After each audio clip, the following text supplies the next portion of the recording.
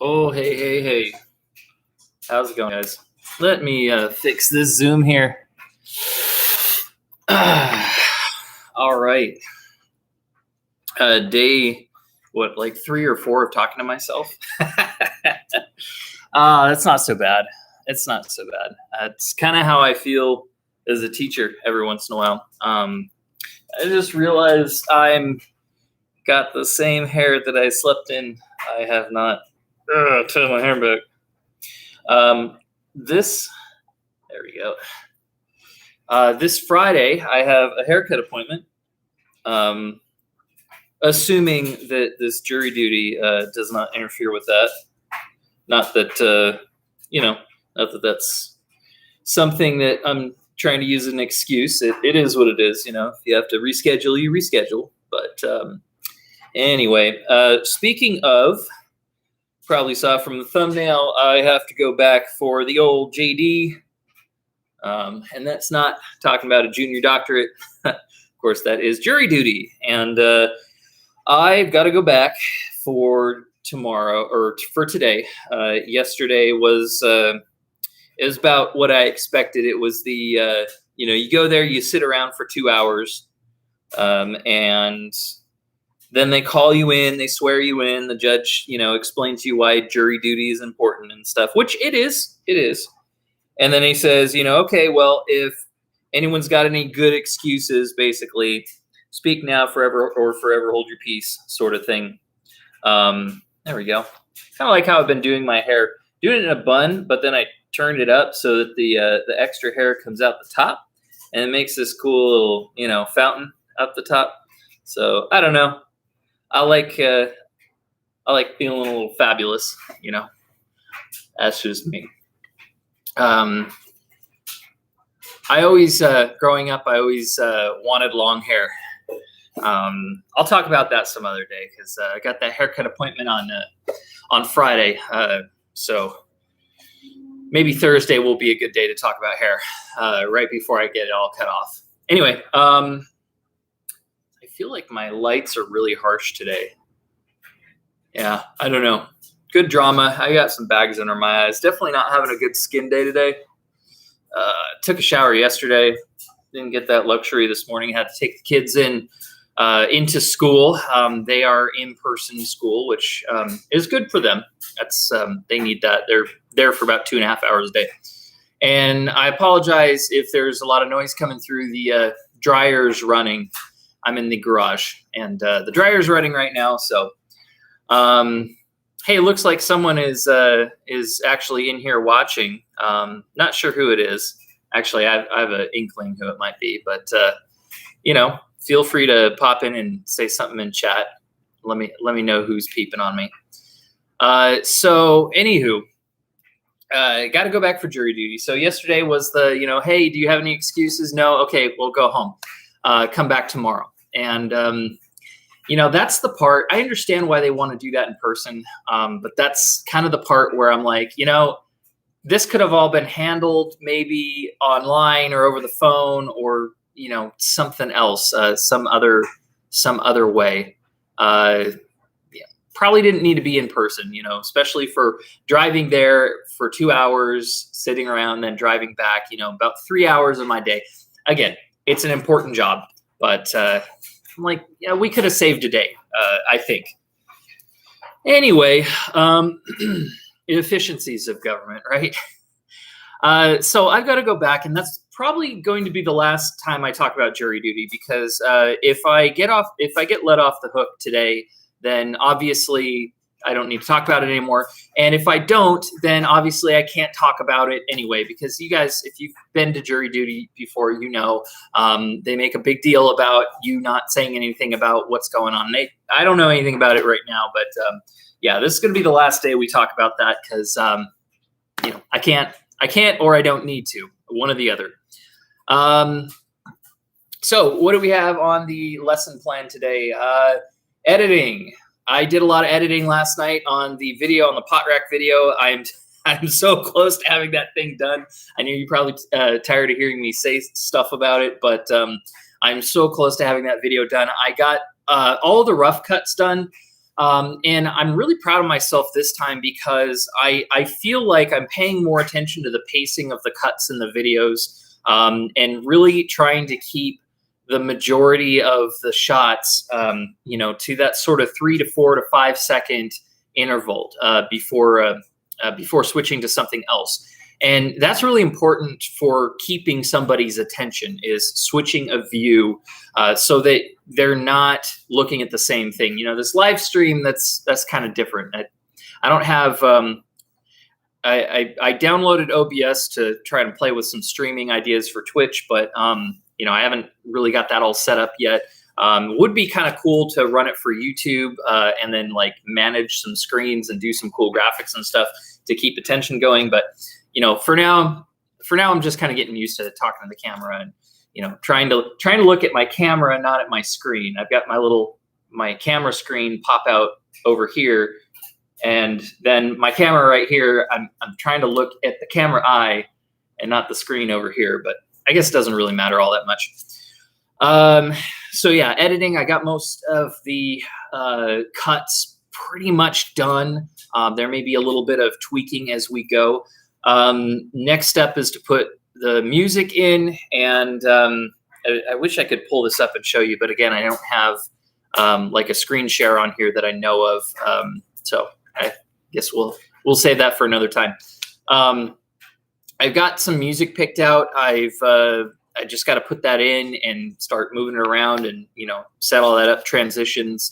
And I think I might try and do a simple title for this one. I know I didn't do one in the last one, so it might seem a little disjointed, but whatever. I'm learning, like, this is not so much about being, stylistically consistent, but just kind of learning how to do all this stuff and incrementally getting better and spending a little more time on it. But I'm really proud of how this is going.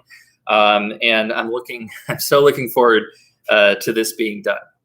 And that's the funny thing too, is although I am looking forward to this project, this particular project being finished and the video posted and everything, I'm still taking my time with it. I'm putting in 30 minutes to an hour each day, learning new techniques and paying closer attention to what I'm doing. And yeah, that takes a long time because I've never done it before. But it's going to pay dividends later on because, for my future videos, I'll be able to, I'll just know what to do and I'll have that workflow, better situated. So, it's all growth. It's incremental growth. The stuff that you don't see when you look at the final product, there's a lot of behind the scenes work. Got to finish my thumbnail. I have a couple candidates for good thumbnails. Started with some stills from the video of me like making some goofy faces. I might Photoshop on some pots and pans or something. Not quite sure exactly how I kind of know the direction I want to go, but still working on that. Some school stuff. Got to take attendance as always. Got to do some lesson planning. Lesson planning is going to be tough. Like I said yesterday, I got to figure out what's going to go on with this jury duty thing before I know how to go from here. Because I had to tell my boss I had jury duty, and trying to figure out if I need a substitute for Zoom classes or not. Obviously, I would rather just give some assignments and through Google Classroom. That's how we're running our classrooms, and just tell the kids, hey, don't worry about checking into Zoom. But if I'm not allowed to do that, I know there's some rules and stuff. If I'm technically not allowed to do that, then we'll have to figure that out and see where we go from there. But yeah, he told me to check in with him today after I find out more info. And then so while I was at jury duty yesterday, I brought a book, which is really smart. If you do get jury duty, you're probably going to be sitting around for a long time waiting for, things to happen. And so it's a good idea to bring a book. I wouldn't rely on your phone because, you don't really have a place to charge your battery if your battery goes out. So bringing books is really great for jury duty. And so I brought... I was looking for a fiction story that I was in the middle of reading, but I couldn't find it. So I ended up bringing this book. This is The Guide to Woodworking with Kids, Craft Projects to Develop the Lifelong Skills of Young Makers by Doug Stowe. And I actually featured this in a Hey Folks vlog. I think it was episode 8. I had gotten this book over the summer, and honestly, I just kind of flipped through it. I flipped through some of the projects. It's like what you do when you first get a project book like this. You want to flip through and see some of the projects, and they're really cool projects. But I didn't take the time to sit and read through it. And so I was reading through, I only got, how far did I get into this yesterday? Get about 48 pages in or so. So I'm almost all the way through part 1, which is materials and preparation, and introduction. Did the little introduction section there, and I hadn't read that before. I'd skimmed through it, but it's really, I gotta say, this book is exactly the kind of thing that I was looking for. The neat thing about being a maker or existing within any of this maker space, maker realm, is that there's always new things to learn. There's always new techniques and new materials, because there's just so much out there.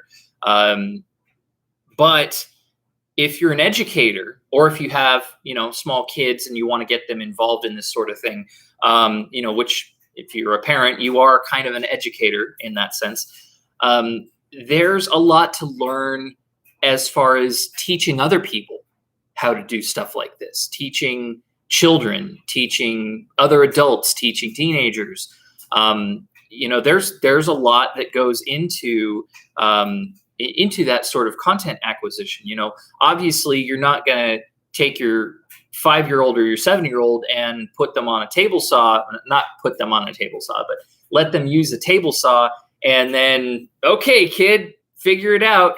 You start them off small, and that you start them off with little tools, and sometimes sharp little tools, things that, they could potentially cut themselves with. You teach them not to cut themselves with, you teach them little things like the proper way to hold a knife or hold a saw, how to, where to put their hands, like physically, like, hey, take your right-handed, take your left hand, put it behind your back, or do a double-handed grip so you don't get your other hand in here.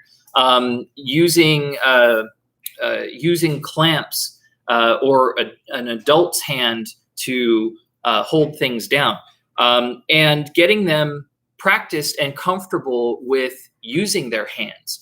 And there is a whole educational philosophy. I call it a philosophy just because that's what makes sense to me. A pedagogy is the term that we use in education, is pedagogy. Theories of teaching, basically.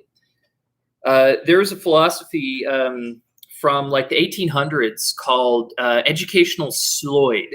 And it's a Scandinavian word. I did another vlog on this with this book, but it's definitely something to come back to because it's so cool. Educational Sloyd or Sloyd or Slood or not a Scandinavian. Well, a Scandinavian heritage, but I'm not. I don't speak any Scandinavian languages. So Sloyd translates to handiwork or handcraft. And it's the idea that the hand and the mind are inextricably linked. It's in modern pedagogy, we call that kinesthetics or kinesthetic learning. Some of you, if you have gone to college and you've studied sports medicine and kinesthesiology, it's kind of a similar idea. You're studying bodily movement and muscle memory and learning associated with the physical body, and how that relates to learning with the brain. And it's fascinating stuff because, most of us have grown up in a school system where, it's all very abstract. Even from a young age, we're getting into very abstract concepts. which may or may not be the best avenue. Certainly in the last 20 years, there's been 30 years really, there's been a huge push to for pushing kids to college. And we're starting to see now that that's maybe was not the best idea to push everyone to college, because now we're starting to see too many bachelor's degrees, too many associate's degrees, too many college educated kids who can read a book and can study, but don't have any, skills. They, you give them a hammer and they're useless. And not to say that there isn't room for college kids, for college graduates, there certainly is, just not as much room as there used to be. And contrary to that, there is a lot of room for kids in the trades, kids who can, kids in vocations, because, hey, everyone's retiring right now. All the baby boomers are retired electricians and plumbers, and, who's coming up to fill up those ranks. But even aside from that, the idea of educational Sloyd goes beyond just, hey, if you take wood shop, you're going to be a carpenter. You're going to be working in the trades. You're not going to college. You're going to be a tradesperson. That's not the point of it. The idea is that everyone can benefit from a hands-on education. Everyone benefits. Kids benefit from play, from recess, from manipulating their environment, from using their hands, learning how their hands work, but also learning how the world works around them, getting tactile feedback and responses. And all of that feedback feeds into the brain and helps create this sort of model of how the world is and how an individual's body is and is able to work. And that creates a loop. It feeds into one's ability to be creative, which we know creativity is vital for certain college level professions. Things like being a lawyer or a teacher or a doctor, being able to sort of think outside the box and take all of these bits of information and rearrange them in creative and interesting ways, so that you can come up with novel solutions for the world's problems. And that goes beyond just being in vocational ed. Excuse me. A little breakfast there. So yeah, it goes beyond just being a tradesperson. Hey, be a tradesperson if that's what you want to do. But by taking art, by taking music, by taking wood shop or welding, auto class, even, what you're really doing is you're broadening your scope, and you're broadening your ability to interact with the world, and that fosters more creativity. And then from a young age, the idea of getting small kids working incrementally into more competencies, more physical competencies. So, for example, this book and Educational Sloyd, typically we'll start kids off with small things like what's called a Sloyd knife, which I don't have one here. But the idea of a knife nowadays, as parents and educators, we're kind of like, oh, kids with knives, oh no. But you think back 100 years ago, kids out on the farm, kids 8 years old, 5 years old even, and what's he doing? He's got a knife, he's whittling, he's helping dad cut stuff out on the farm, cut twine, cut rope. There's a physical aspect, mucking out the staples or, the cleaning the barn or something like that. There is an aspect of physicality there, and you got to learn that somewhere. Okay. You got to learn by doing. You start supervised, of course. You don't just hand a kid a knife and say, hey, figure it out. The finger. You don't just do that. You supervise it, you show them the proper way, you demonstrate the proper way to do it, which means you need to know that stuff yourself. So if you didn't learn it from your parents, and you want to teach your kid this sort of thing, you should probably get a pocket knife and do a little practice first, for a few weeks before you try and teach your 5-year-old how to use a pocket knife. But starting them off with small things, because a knife is an interesting tool. I should probably have a prop here. 1 second. I've got a knife. It's not a Sloyd knife per se, but it is a knife. Here we go.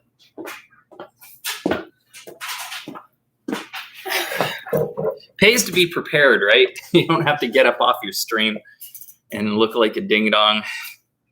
So yeah, a knife is an interesting tool because, especially a little small one like this, because when you're carving wood with it, you learn a lot about the material you're working with. You learn that wood has a grain, and that depending on how you move that knife through this grain, you produce different results. You can split the grain, you can cut smoothly across it, and you don't really experience that sort of thing from a textbook. That's a material science thing that you just kind of have to learn by doing. And then from there, graduating kids from knives as they grow up through the grades, like first grade, second grade, third grade, getting them onto saws or drills, maybe even some limited power, like hand crank drills and stuff. Clamps, okay, clamp down your project. Where to put your hand so you don't get yourself cut, and then gradually getting more and more complex, from the simple to the complex, from the easy to the difficult, incremental steps. And we see a lot of echoes of that in modern education, classroom textbook education, going this sort of N+1, we call it the zone of proximal development. You got to start with what the kid knows and then make little incremental steps so you can get them to the next level. That all has its roots in educational Sloyd. So it's some legit stuff. I feel like we need to introduce more of this hands-on, manipulative, manual, manipulative aspect to early childhood education. More play, more recess, more supervised tool use. Wouldn't that be an interesting thing? Anyway, lots more to talk on that subject. I'm going to be reading a lot more of this today because I got jury duty again. Got to go back today. It is what it is. So lots more to talk on that subject. I'm kind of looking forward to it. We'll see what tomorrow brings. Tomorrow's going to be Wednesday, and yeah, plenty more topics. Okay, guys, it's 9:10. We went for 23 minutes today. How crazy! That's pretty cool, though. I'm happy with that. I will see you guys all tomorrow. You guys have a good one.